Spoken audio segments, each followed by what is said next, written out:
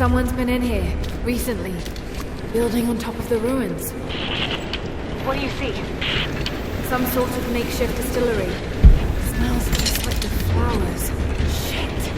Of course. She's refining the pollen, weaponizing it. There's no magic here, Nadia, just someone very clever. Wait, but if it is just a person, then wouldn't the pollen affect her too? If she can resist it somehow, then so can we.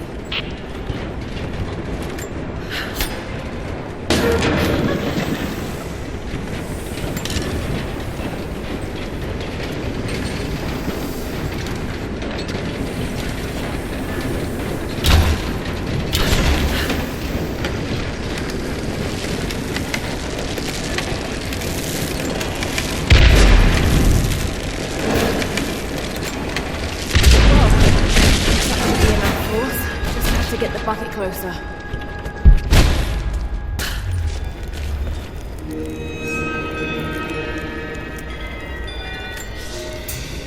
It's been weeks since these bastards dragged me from the Gulag, from Ivan and my daughter, to this strange vale. They have tasked me with finding some way of counteracting the unusual effects of the pollen that hangs in the air.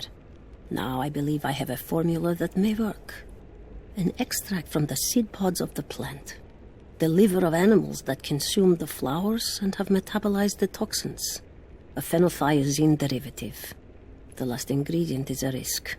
They have it in large quantities around the Gulag, where it is used as an insecticide.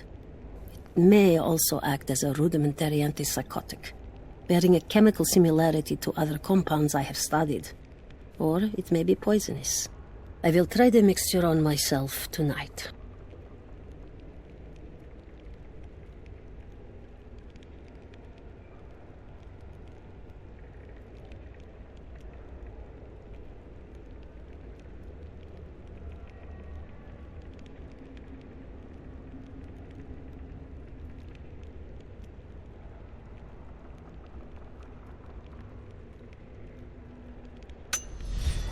I found something.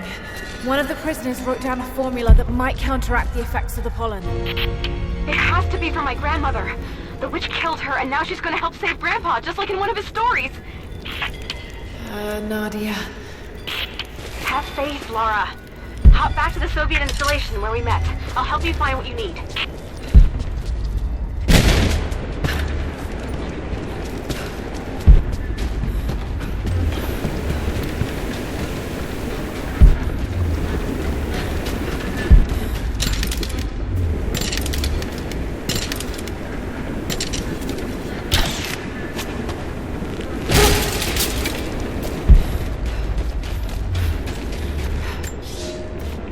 I never held my daughter.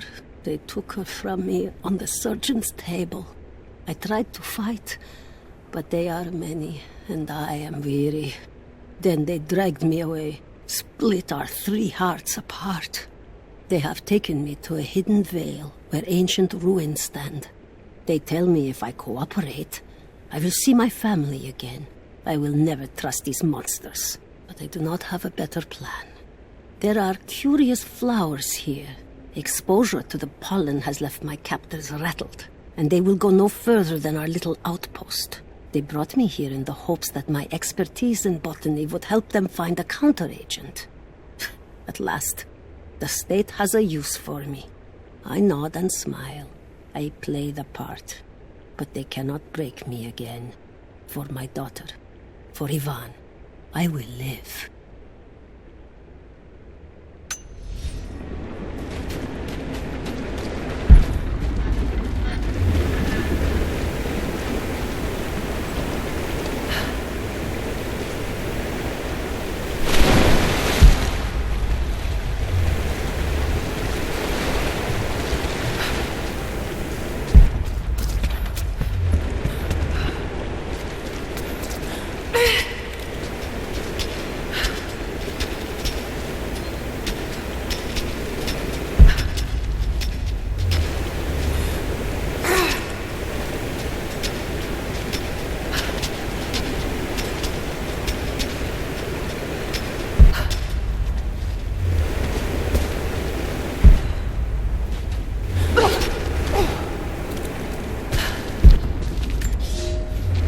Ivan, I thought it would be simple. Most of these rough, stinking thugs take what they want from the prisoners.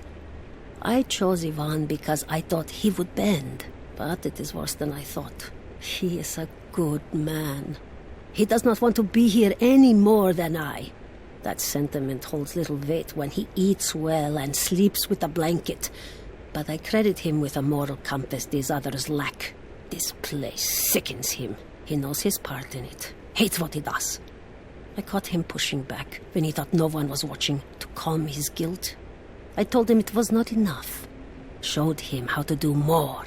We worked well together. Planned our escape. But it is too late. I am pregnant. We are damned.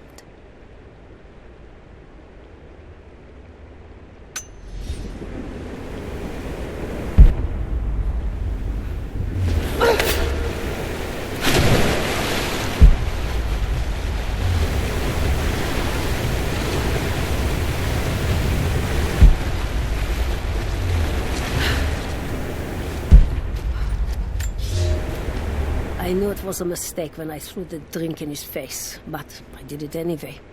I thought Minister Dyatlov's shocked look would be worth the loss of funding for my research.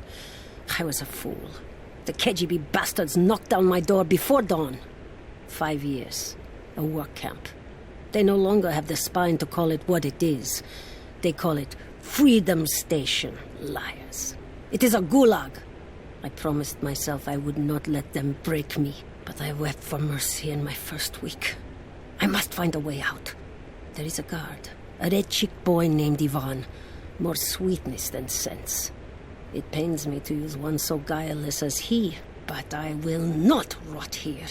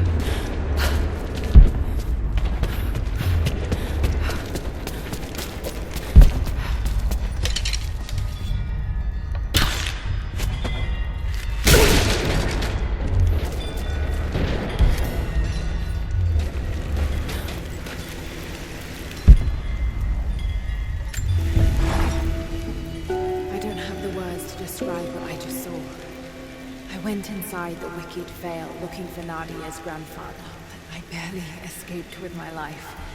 It was like a fairy tale, but through a broken, filthy mirror.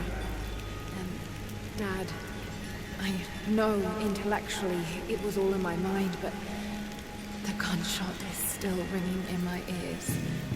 There's something terrible going on in there, and while I don't believe that it is magic, it is extraordinary. I have to find out what's behind all this, but first, I have to find a way to see clearly.